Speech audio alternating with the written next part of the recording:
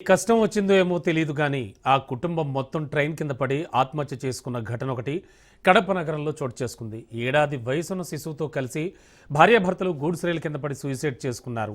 అందరినీ ఈ ఘటన తీవ్రంగా కలిచివేస్తోంది. కడప నగరంలోని రైల్వే స్టేషన్ సమీపంలో గుంతకల్ నుంచి రేణిగుంటకు వెళుతోన్న గూడ్స్ ట్రైన్ కింద పడి శ్రీరాములు, శిరీష, రిత్విక్ అనే కుటుంబ సభ్యులు చనిపోయారు. ఈ ఘటనలో ముగ్గురు అక్కడికక్కడే ప్రాణాలు కోల్పోయారు. అయితే కడప నగరంలోని శంకరాపురానికి చెందిన వారిగా మృతులను రైల్వే పోలీసులు గుర్తించారు. పోస్టుమార్టం నిమిత్తం 3 మృతదేహాల్ని కడప రిమ్స్ ఆసుపత్రికి తరలించారు.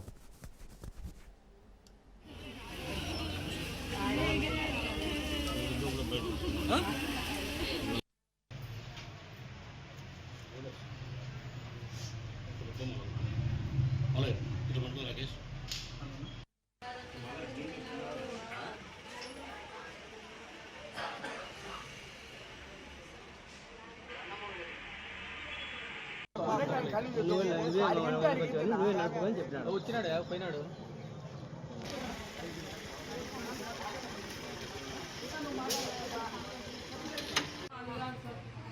మా బిడ్డ సార్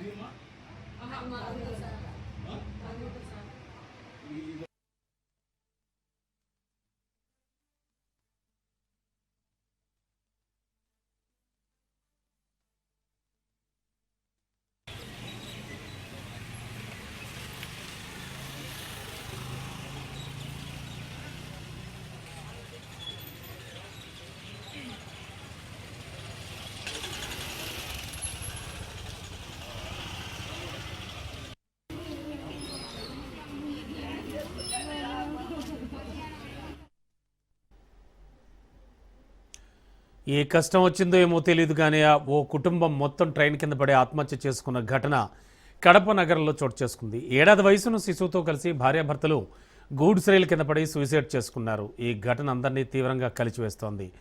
ఇక ఇదే అంశానికి సంబంధించి లేటెస్ట్ ఫోన్ ఇచ్చడానికి మా కరెస్పాండెంట్ హుస్సేన్ సిద్ధంగా ఉన్నారు. హుస్సేన్, ఈ ఘటన పూర్వాపరాలేమిటి?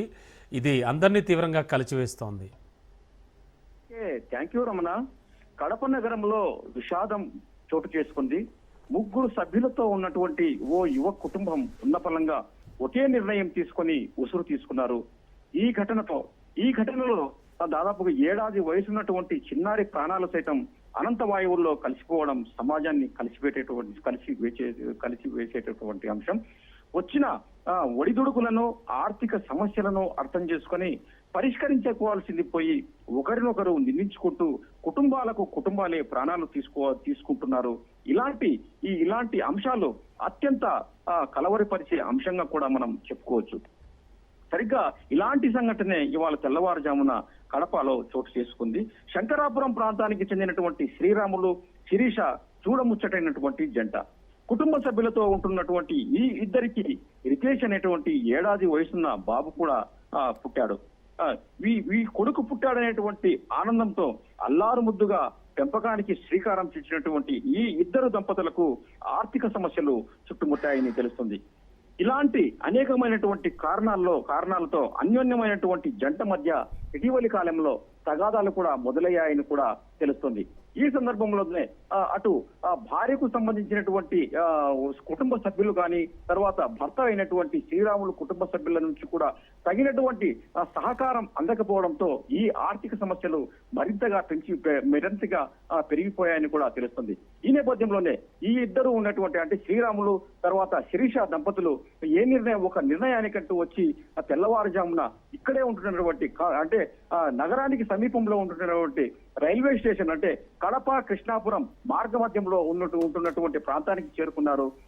సరిగ్గా గూడ్స్ టైం వచ్చేటువంటి సమయానికి ముగ్గురు అంటే తమతో తీసుకెళ్లినటువంటి కుమారుడు ఏడాది వయసున్నటువంటి కుమారుని కూడా తీసుకొని ఆ గూడ్స్ రైలు కింద పడి ప్రాణాలు పోగొట్టుకోవడము నగర భాషలనే కాదు మొత్తం సమాజాన్ని బాధించే అత్యంత బాధాకరమైనటువంటి విషయంగా చెప్పుకోవచ్చు. ఈ విషయం తెలుసుకున్నటువంటి రైల్వే సిబ్బంది స్థానిక పోలీసులకు కూడా సమాచారం అందించారు. ఈ ముగ్గురి మృతదేహాలను స్థానికంగా అంటే ఇక్కడ స్థానికంగా ఉంటున్నటువంటి రిమ్స్ హాస్పిటల్ కు తరలించారు.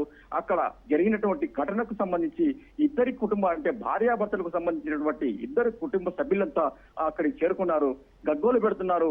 విషయము ఇంతవరకు వస్తుందనేటువంటి విషయం తెలిసి ఉండింటే కనుక ఇంత బాధపడాల్సినటువంటి అవసరం ఉండదు.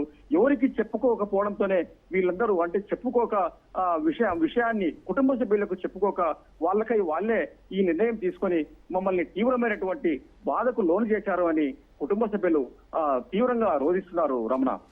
Okay, thank you Hussain.